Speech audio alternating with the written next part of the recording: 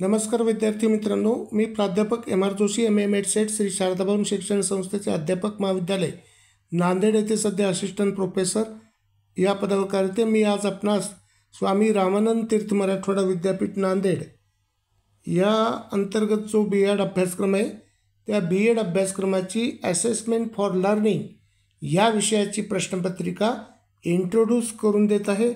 हा जो अभ्यासक्रम आहे शैक्षणिक वर्ष 2019 ते 20 पासून लागू आहे। विषयाचं नाव आहे पहा या ठिकाणी असेसमेंट फॉर लर्निंग।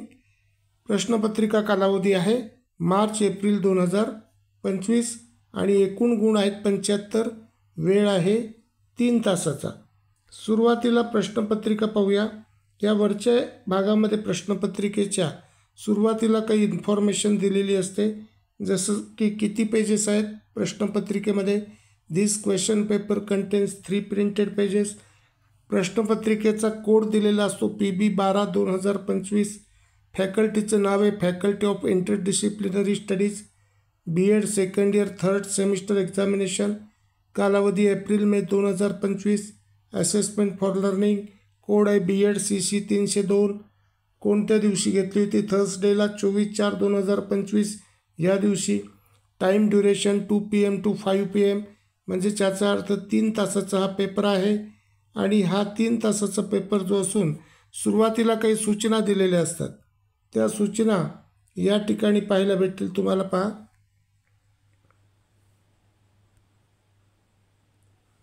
या सगळ्या सूचना आहेत, इंग्रजीमधल्या या आहेत।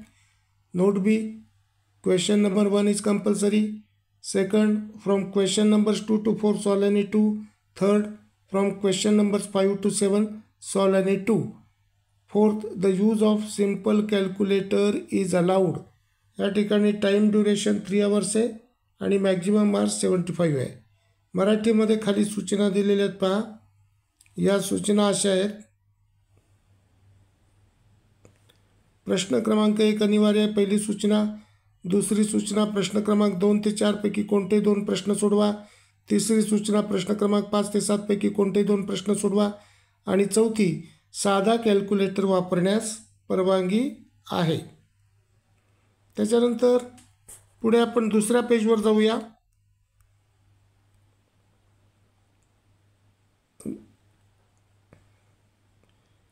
या ठिकाणी पहिला जो प्रश्न आहे, write short notes on any 3 of the following, याच पेजवर आहे।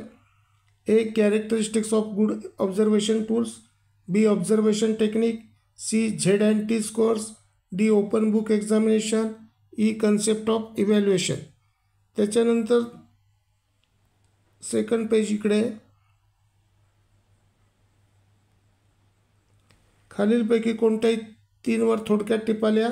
हे चांगल्या मूल्यमापन साधनाचे निकष, B निरीक्षण तंत्र, C Z&T प्राप्तांक, D ओपन बुक एक्झामिनेशन आणि E आहे मूल्यमापनाची संकल्पना। त्याच्यानंतर दुसरा लॉंग क्वेश्चन असा आहे, what are the types of learning experiences, explain criteria for selection of good learning experiences with example. 15 मार्कासाठीचा क्वेश्चन आहे। अध्ययन अनुभूतीचे प्रकार कोणते?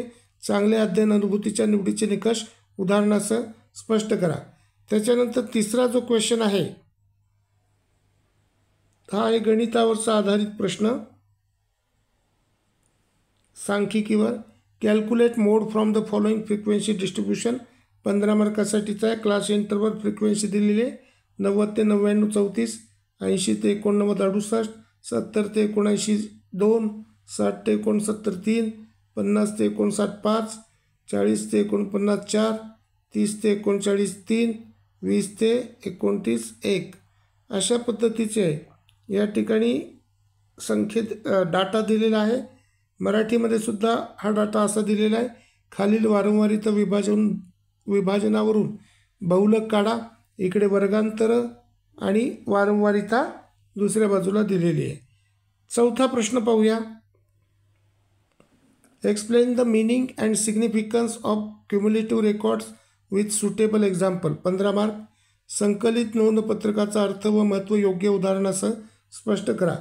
5वा क्वेश्चन आहे, what is mean by graphical representation of data, explain characteristics of histogram and frequency polygon with diagram. 15 मार्कासाठीचा आहे. माहितीचे आलेखात्मक सादरीकरण म्हणजे काय? स्तंभालेख व वारंवारिता बहुभुजालेखाची वैशिष्ट्ये आकृतीसह स्पष्ट करा. 6वा क्वेश्चन आहे, what is observation tool, explain rating scale and checklist with suitable examples. 15 मार्कासाठीचा क्वेश्चन आहे, निरीक्षणात्मक साधन म्हणजे काय? पदनिश्चय श्रेणी व पडताळा सूची उदाहरणासह स्पष्ट करा. त्याच्यानंतर लास्ट क्वेश्चन 7वा, explain construction of achievement test with reference to content area, objective types of questions and blue print with examples. 15 मार्कासाठीचा क्वेश्चन आहे, आशय घटक, उद्दिष्टे, प्रश्नप्रकार व संविधान तक्त्याच्या अनुषंगाने संपादन चाचणीची रचना उदाहरणासह स्पष्ट करा. असे एकूण 7 प्रश्न आहेत. पहिला प्रश्न कंपल्सरी आहे, दुसरा, तिसरा, चौथा याच्यातून कोणतेही 2 आणि 5वा, 6वा, 7वा याच्यातून ॲनी 2 किंवा कोणतेही 2 तुम्ही घ्यायला हरकत नाही. परीक्षेसाठी शुभेच्छा. धन्यवाद.